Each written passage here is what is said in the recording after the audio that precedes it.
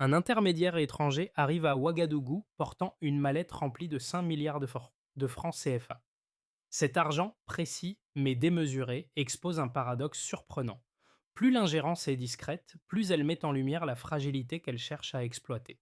Comment comprendre que cette opération, visant à fragiliser un régime, touche directement la souveraineté qu'Ibrahim Traoré protège? Ce n'est pas seulement un scandale sécuritaire, c'est un enjeu géopolitique majeur.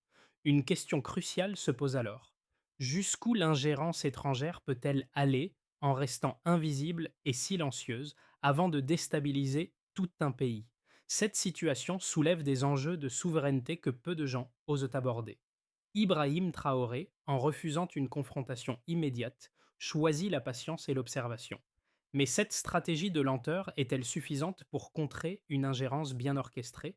L'enjeu est bien plus qu'une simple affaire de sécurité nationale. C'est un test pour l'ensemble du système politique et militaire du pays. Le Burkina Faso, déjà sous pression, risque de voir ses fondations fragilisées par une opération qui ne se contente pas de manipuler l'argent, mais aussi les loyautés et les narratifs internes.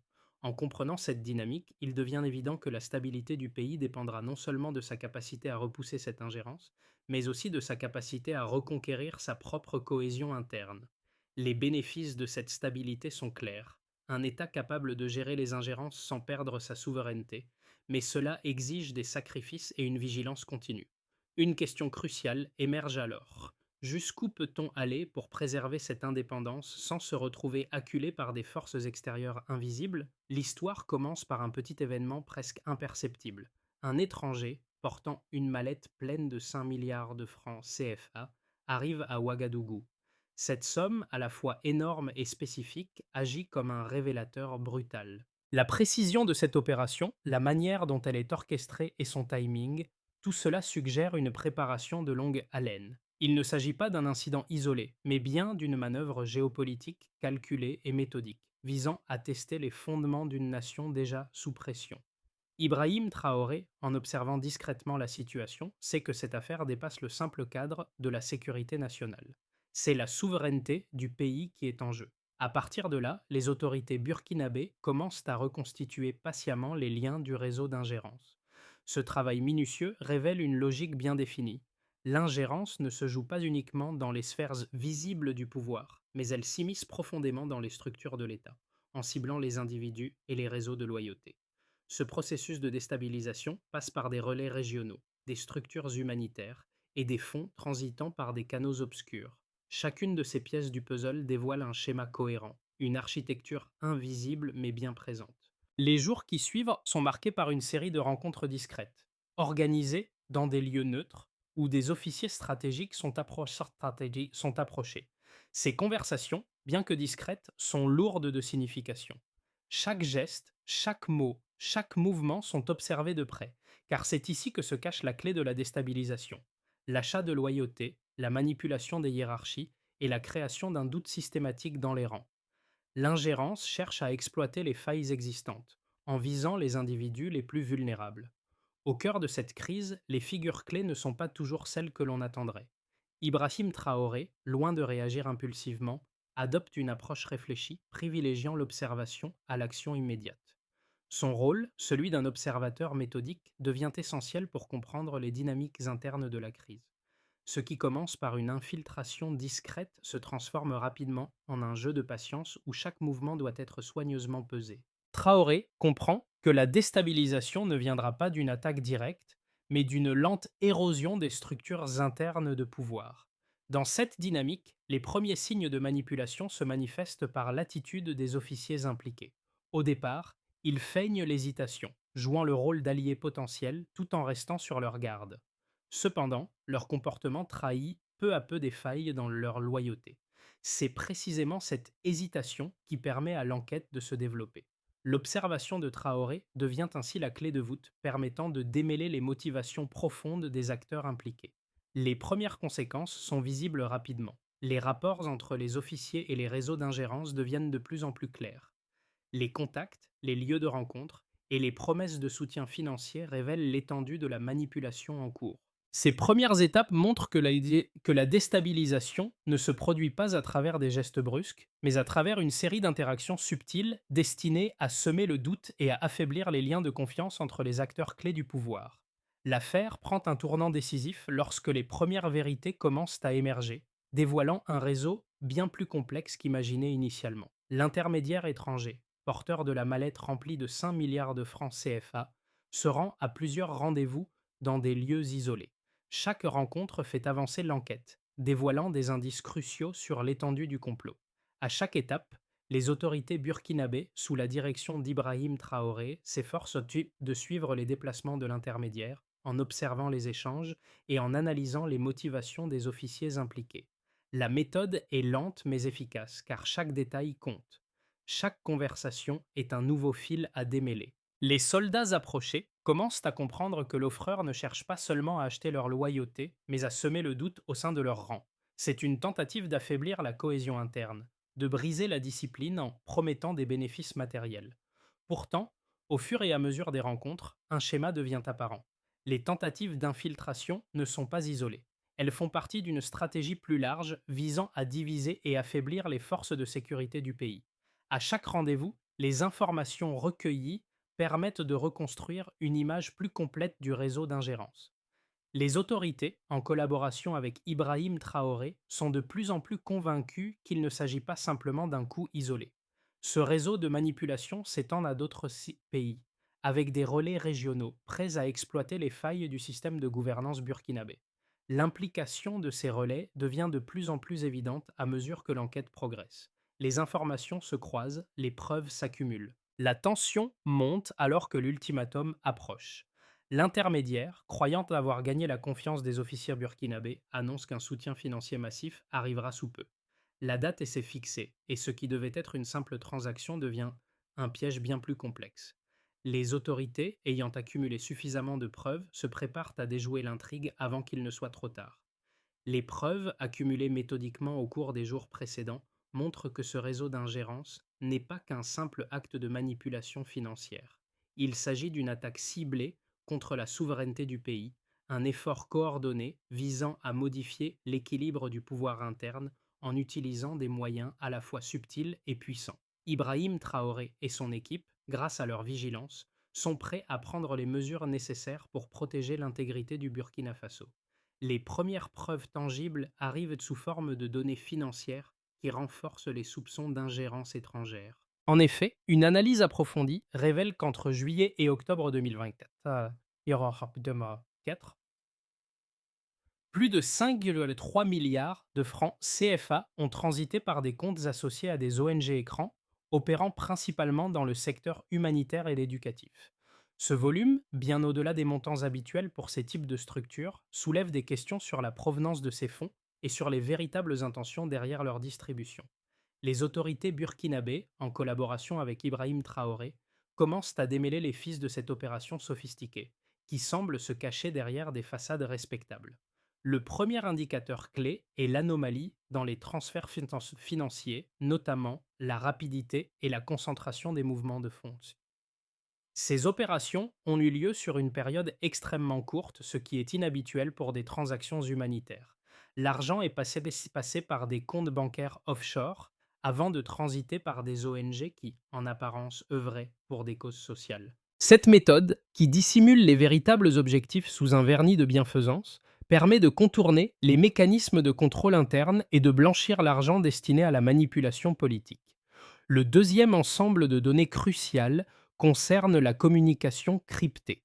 En moins de 3 semaines, 32 appels ont été identifiés entre les agents arrêtés et leurs contacts à l'étranger. Ces appels ont été passés via des réseaux sécurisés, ce qui témoigne d'une coordination précise et de la volonté d'éviter toute détection. Plus important encore, ces communications coïncident parfaitement avec les tentatives de sabotage des convois militaires dans le nord du pays.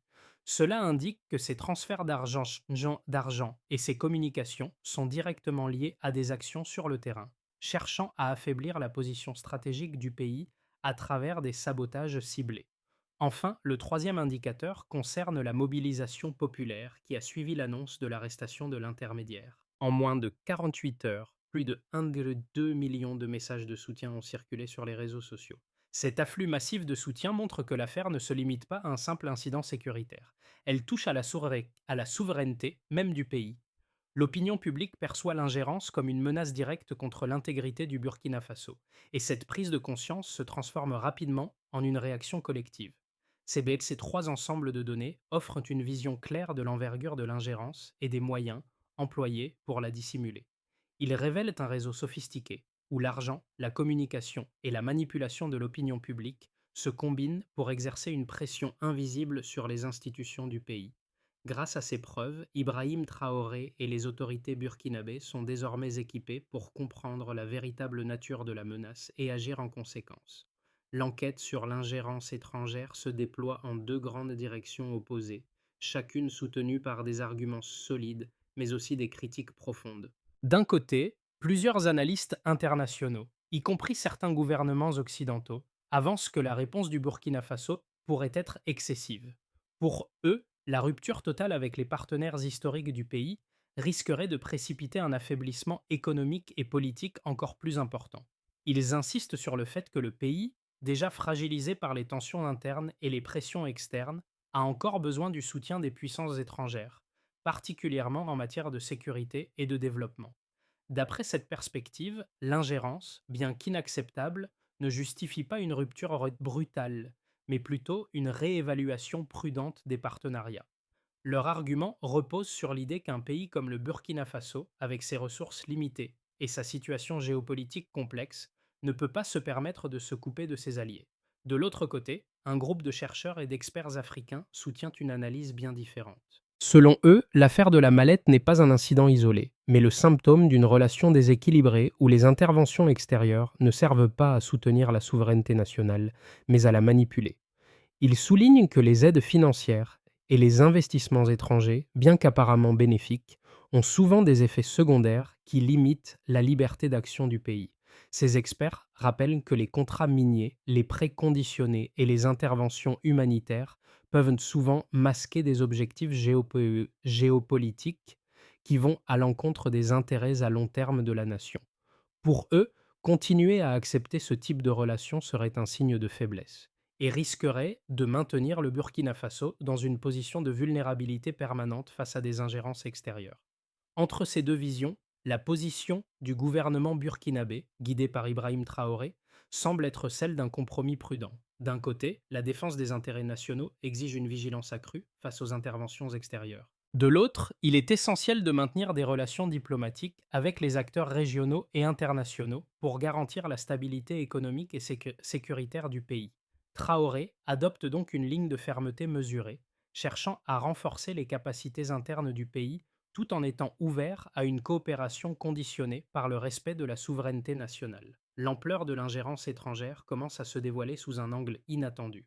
Le véritable objectif des manœuvres extérieures n'est pas seulement de manipuler la politique interne du Burkina Faso, mais de fragiliser un équilibre géopolitique plus large. Ce qui semblait initialement être une tentative isolée de déstabilisation prend des proportions bien plus vastes. Les acteurs extérieurs ne cherchent pas uniquement à acheter des loyautés ou à infiltrer des structures internes, mais à redéfinir l'alignement stratégique du pays, en l'ouvrant à des influences extérieures bien plus puissantes. La manipulation des ressources financières et humaines, couplée à la diffusion de récits fragmentés, est une tactique visant à créer des divisions internes, tout en façonnant l'opinion publique pour légitimer ses actions.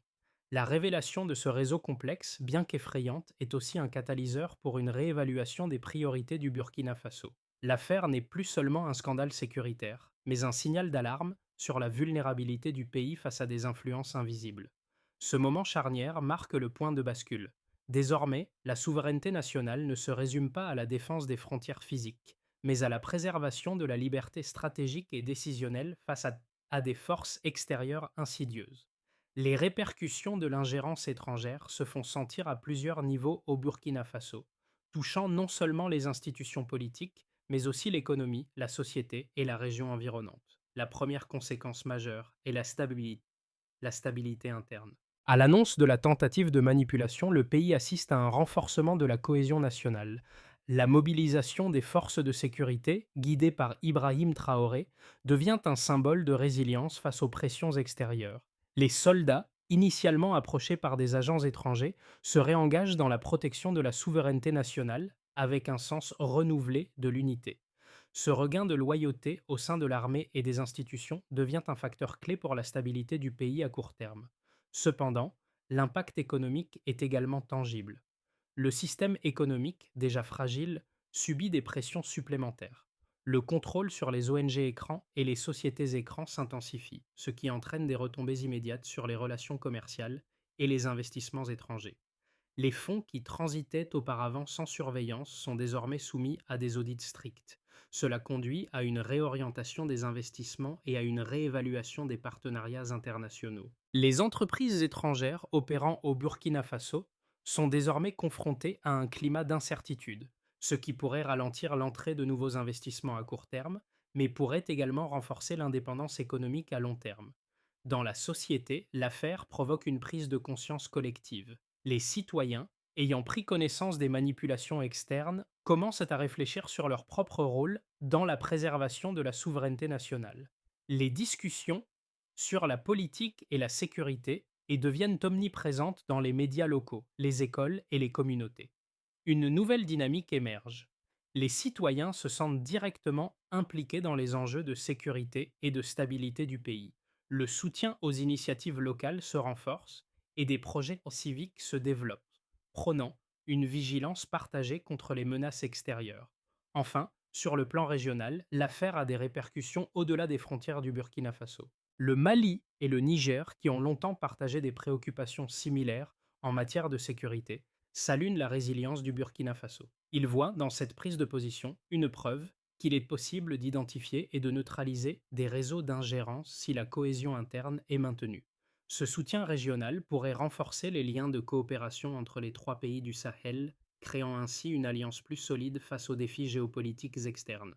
Dans les 6 à 12 prochains mois, trois trajectoires possibles se dessinent pour le Burkina Faso, chacune dépendant de la manière dont les autorités gèrent la situation actuelle et les pressions internes et externes.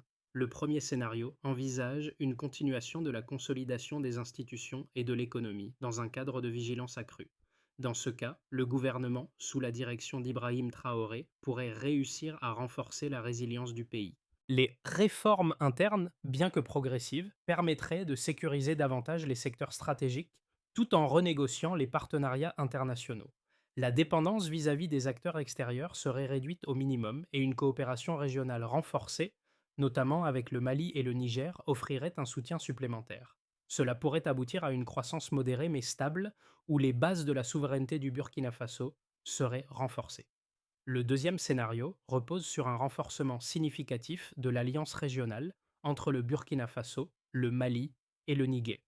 Si la coopération entre ces trois nations se développe davantage, notamment dans les secteurs de la sécurité, de l'énergie et des infrastructures, cela pourrait créer une dynamique de marché interne plus résilient. Les investissements africains seraient privilégiés et les pays de la région pourraient alors bénéficier de nouvelles opportunités économiques qui ne dépendent pas des conditions imposées par les partenaires occidentaux. Un tel scénario pourrait entraîner une stabilisation plus rapide et une résistance accrue aux pressions géopolitiques externes, tout en consolidant l'autonomie des trois nations. Enfin, un troisième scénario plus sombre envisage une escalade des tensions internes et externes. Les tentatives de déstabilisation pourraient reprendre sous une forme plus discrète, avec des pressions financières accrues et des tentatives de fragmentation sociale.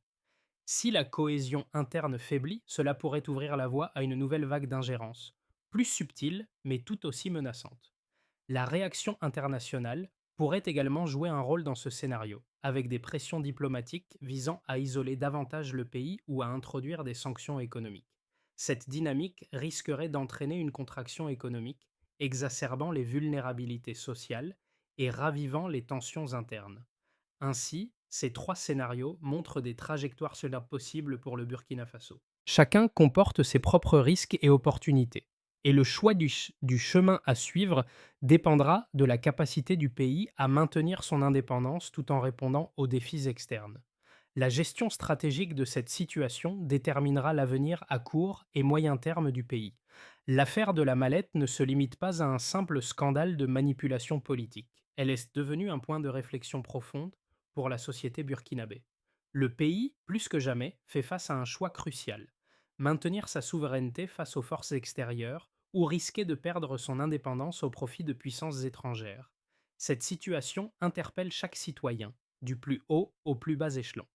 Dans les villes, les discussions autour de cet incident se multiplient dans les écoles, les quartiers et les cafés. Les jeunes, particulièrement, sont confrontés à un avenir incertain, mais ils commencent à comprendre qu'ils ont un rôle vital à jouer dans la préservation de leur pays. La question de la souveraineté devient une affaire personnelle, un sujet qui touche directement leur vie et leurs aspirations pour l'avenir. À l'échelle locale, les communautés rurales ressentent également l'impact de cet événement. Dans ces zones où la stabilité politique est perçue comme essentielle à la continuité des activités agricoles et des solidarités locales, l'affaire de la mallette prend une nouvelle signification. Les habitants réalisent que la stabilité du pays n'est pas un concept abstrait, mais un facteur déterminant pour leur quotidien. Les discussions autour de cette crise renforcent le sentiment d'appartenance et d'engagement envers la nation. La souveraineté n'est plus perçue comme un luxe, mais comme une nécessité qui protège leurs moyens de subsistance. Cet enjeu de souveraineté touche également les acteurs économiques et les entrepreneurs locaux. Les ajustements économiques nécessaires pour renforcer la résilience du pays auront un impact direct sur la manière dont les entreprises fonctionnent, les emplois sont créés et les investissements sont orientés. Ceux qui ont un pouvoir décisionnel au sein des entreprises doivent désormais s'interroger: comment contribuer à la protection des intérêts nationaux tout en maintenant une dynamique économique viable? La souveraineté est donc au cœur de ce débat, non seulement dans les sphères politiques et sociales, mais aussi dans le monde des affaires. Le Burkina Faso se trouve à un carrefour stratégique où les solutions pour surmonter cette crise d'ingérence doivent être à la fois audacieuses et pragmatiques. Le premier pas vers la résolution de cette crise réside dans la mise en place d'un contrôle strict des fonds étrangers circulant dans le pays. Le ministère des Finances et les autorités compétentes devront renforcer les audits internes et les régulations concernant les ONG et autres entités qui opèrent sous des couvertures humanitaires. Ces mesures permettront de mieux surveiller les flux financiers tout en réduisant les risques de manipulation par des acteurs externes. La transparence dans la gestion des fonds publics et privés sera essentielle pour restaurer la confiance de la population et des partenaires internationaux. Ensuite, une stratégie de renforcement de la gouvernance nationale est cruciale. Cela inclut la formation des fonctionnaires, des militaires et des responsables des institutions publiques à la détection des tentatives d'infiltration et de manipulation. Une politique de sensibilisation sera lancée à l'échelle nationale afin d'encourager la vigilance citoyenne et de créer un environnement où chaque Burkinabé se sent responsable de la préservation de la souveraineté du pays. Des ateliers réguliers seront organisés pour former la société civile aux enjeux géopolitiques et aux dangers de l'ingérence extérieure. Enfin, le Burkina Faso doit mettre en place un plan de coopération régionale plus fort. L'adhésion à d'initiatives communes avec les pays voisins, comme le Mali et le Niger, devrait être intensifiée, en particulier dans les domaines de la sécurité, de l'énergie et des infrastructures. Une coordination renforcée au sein du Sahel permettra de mieux anticiper et contrer les stratégies d'ingérence extérieure. Ce réseau de soutien régional, appuyé par des stratégies communes, renforcera la position du Burkina Faso sur la scène internationale, tout en consolidant sa souveraineté et son indépendance. À travers cette crise d'ingérence, une vérité profonde émerge. La souveraineté n'est pas une abstraction, mais une réalité vécue au quotidien par chaque citoyen. Ibrahim Traoré, avec sa vision stratégique, a permis au Burkina Faso de se remettre sur ses pieds après une tentative discrète mais profonde de manipulation. Cette situation rappelle l'importance de l'unité nationale et de la vigilance partagée pour protéger ce qui est cher au pays. La souveraineté ne se protège pas uniquement par la force, mais par l'engagement quotidien des citoyens à défendre leurs droits et leur indépendance. Dans les mois à venir, le pays devra maintenir cette dynamique collective, où chaque Burkinabé, qu'il soit dans les villes ou les campagnes, reconnaît qu'il porte une part de la responsabilité de la protection de l'intégrité du pays. L'affaire de la mallette, loin d'être un simple incident sécuritaire, devient un point tournant pour l'identité nationale. Cette prise de conscience collective offre un nouvel espoir, celui d'un Burkina Faso plus résilient, plus autonome et surtout plus uni face aux défis extérieurs. Le chemin vers une souveraineté pleinement restaurée et consolidée ne se fait pas seul. Il est essentiel que chaque citoyen du Burkina Faso participe activement à ce processus. La stabilité nationale et l'autonomie politique dépendent de l'engagement collectif, qu'il s'agisse de défendre les institutions, de soutenir les réformes économiques ou de préserver la paix sociale. L'histoire de cette crise d'ingérence est avant tout celle d'une prise de conscience partagée. Lorsque les citoyens se lèvent pour protéger leur pays, chaque petit acte devient un pilier de la souveraineté. Alors que le Burkina Faso traverse cette période cruciale, il est plus important que jamais de maintenir le dialogue et de renforcer les liens entre les différentes couches de la société. La souveraineté ne se limite pas à un concept politique, elle vit dans chaque geste, chaque choix et chaque débat quotidien. C'est à vous, à nous tous, de façonner l'avenir du pays. Partagez vos idées, engagez-vous dans la discussion et contribuez à bâtir un avenir plus fort pour le Burkina Faso.